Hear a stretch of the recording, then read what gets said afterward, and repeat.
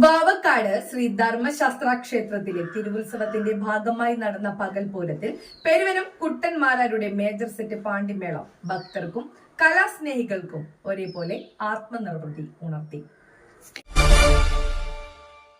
This news brought you by Diamond Life.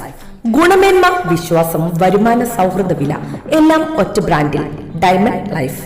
Brand മാറ്റിയാൽ grand ആവാം.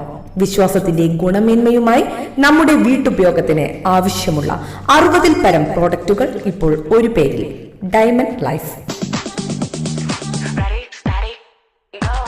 വാവക്കാട് ശ്രീ ധർമ്മശാസ്ത്ര ക്ഷേത്രത്തിലെ തിരുവുത്സവത്തിന്റെ ഭാഗമായി വൈകിട്ട് നടന്ന പകൽപൂരം ഭക്തിസാന്ദ്രതയും കലാപരമായ മികവും ഒന്നിച്ചു ചേർന്ന ഉത്സവമായി മാറി. നാടിനെയും പരിസര പ്രദേശങ്ങളെയും ഉൾപ്പെടുത്തി ആയിരക്കണക്കിന് ഭക്തരും കലാസ്വാദകരും പങ്കെടുത്ത പകൽപൂരം ക്ഷേത്രോത്സവത്തിന് വലിയ ഉണർവാണ് നൽകിയത്. യുവഗജകേസരി തോട്ടക്കാട് വിനായകൻ ശ്രീ ധർമ്മശാസ്താവിന്റെ തിരുമുന്നിൽ ഭംഗിയാർന്ന രീതിയിൽ തിടമ്പേറ്റി എഴുന്നള്ളിച്ചു. ആനകളുടെ ശാന്തതയും ചാരുതയും പൂരം ദൃശ്യമനോഹരമാക്കി. ഭക്തരുടെ നിറഞ്ഞ കയ്യടിയോടെയാണ് തിടമ്പേറ്റൽ ദർശനമായി മാറിയത്.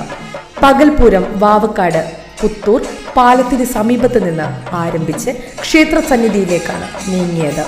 വഴിയൊരുക്കി നിന്ന ജനാവലി ഉത്സവ ഘോഷയാത്രയ്ക്ക് ആവേശകരമായ സ്വീകരണമാണ് ഒരുക്കിയത്. ആചാരാനുഷ്ഠാനങ്ങളോടെ മുന്നേറിയ എഴുന്നള്ളിപ്പ് പൂരം കാഴ്ചകൾക്ക് പരമ്പരാഗത ഭംഗി നൽകി. സർവശ്രീ പെരുവാരം ജിഷ്ണുമാരാരുടെ നേതൃത്വത്തിൽ അവതരിപ്പിച്ച സ്പെഷ്യൽ പഞ്ചവാദ്യം സംഗീതാസ്വാദകർക്ക് മറക്കാനാവാത്ത അനുഭവമായി. താളത്തിന്റെയും സ്വരത്തിന്റെയും സൂക്ഷ്മതകൾ ചേർന്ന പഞ്ചവാദ്യം ഉത്സവാന്തരീക്ഷം സംഗീതഭരിതമാക്കി. തുടർച്ചയായി 2ാം വർഷവും മേള കലാചക്രവർത്തി പത്മശ്രീ പെരുവനം കുട്ടന്മാരാർ നയിച്ച മേജർ സെറ്റ് പാണ്ടിമേളം ശ്രീ ധർമ്മശാസ്താവിന്റെ തിരുമുന്നിൽ കലാപരമായ ഉച്ചകോടിയായിരുന്നു. 101 കലാകാരന്മാർ പങ്കെടുത്ത മേള ശക്തമായ താളലയം, നിയന്ത്രിത വേഗത എന്നിവ കൊണ്ട് കാണികളെ ആകർഷിച്ചു. മേള നീണ്ടുനിന്നപ്പോൾ സന്നിധി മുഴുവൻ താളധ്വനികളാൽ മുഴുങ്ങി.